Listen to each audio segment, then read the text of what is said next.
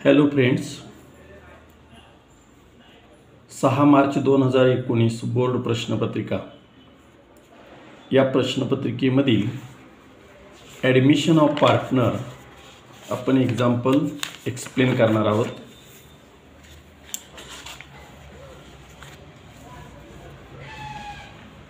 Following is the balance sheet of Harsha and Varsha's firm on 31 March 2016।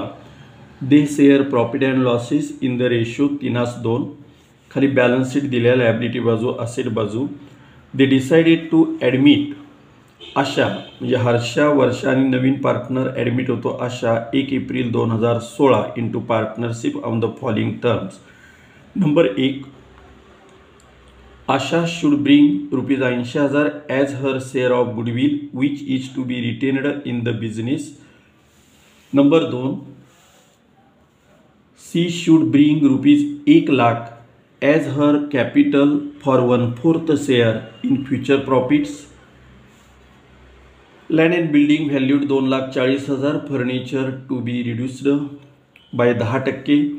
4 नंबरला डेटर्सवरती 5% RDD, स्टॉकची किंमत 2,00,000 केली।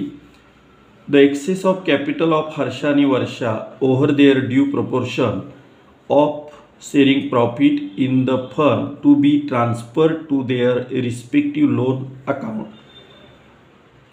म्हणजे कॅपिटल ॲडजस्ट केल्यानंतर आलेला जो फरक आहे तो त्या रिस्पेक्टिव्ह लोन अकाउंटला ट्रान्सफर करायचा आहे। खाली म्हणले prepare profit and loss adjustment account, partners capital account आणि new balance sheet of the firm.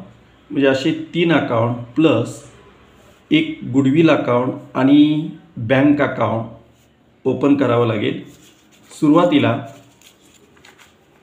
Profit and loss adjustment अकाउंटच्या सुरुवातीला 3:2 रेशो घ्यायचा।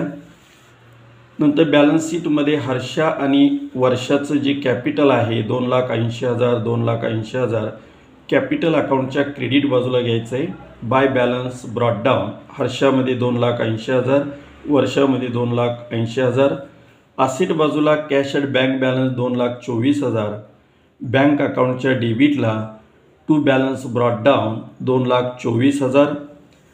खाली गणितामध्ये they decided to admit Asha नवीन पार्टनर। नंबर 1ला Asha should bring ₹80,000 as her share of goodwill which is to be retained in the business. Asha या नवीन पार्टनरने ₹80,000 गुडविल आणलं। Bank account debit to goodwill account, bank अकाउंटच्या डेबिटला टू गुडविल अकाउंट 80,000। दुसरा effect goodwill अकाउंटच्या credit बाजूला bye bank account 80,000 आणि ते गुडविल ओल्ड पार्टनरमध्ये वाटायचं 3:2 या रेशोमध्ये। गुडविल अकाउंटच्या डेबिटला टू हर्षाच कॅपिटल अकाउंट टू वर्षाच कॅपिटल अकाउंट आणि दुसरा इफेक्ट बॅलन्स शीटच्या क्रेडिट बाजूला बाय गुडविल हर्षा आणि वर्षामध्ये 3:2 रेशोमध्ये वाटलेलं 80,000चं गुडविल एक्सप्लेन करायचं। 2 नंबरला she should bring ₹1,00,000 as her capital for 1/4 share in future profits. नवीन पार्टनरने ₹1,00,000 कॅपिटल आणलं। नवीन पार्टनरनं कॅपिटल आणलं। बँक अकाउंट डेबिट टू आशाच कॅपिटल अकाउंट 1,00,000। दुसरा इफेक्ट कॅपिटल अकाउंटच्या क्रेडिटला बाय बँक अकाउंट आशामध्ये 1,00,000। 3 नंबरला land and building to be valued 2,40,000। Land and बिल्डिंगची किंमत 2,40,000 केली। जुनी लँड अँड बिल्डिंगची किंमत आहे 2,00,000। नवीन लँड अँड बिल्डिंगची किंमत आहे 2,40,000।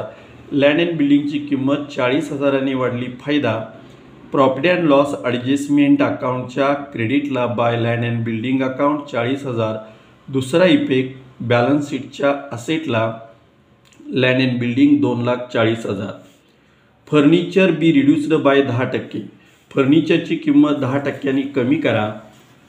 ओल्ड फर्निचर आहे 76,000, बॅलन्स शीटच्या असेटला 76,000, त्यातून लेस रिड्यूस 10% 7,700 बॅलन्स आउटवर्डला। याचा दुसरा effect profit and loss adjustment अकाउंटच्या डेबिटला to furniture account 7,700। 4 number, a provision of 5% on debtors to be made doubtful debts. डेटर्सवरती RDD 5% कॅल्क्युलेट करायचे. गणितामध्ये debtors, sundry debtors 3 lakh balance शीटच्या असेटला घ्यायचं, त्यातून लेस RDD 5%. 3 लाखावरती 5% 15,000, आउटवर्डला 2,85,000. याचा दुसरा effect, profit and loss adjustment अकाउंटच्या डेबिटला to RDD 15,000, to RDD account 15,000.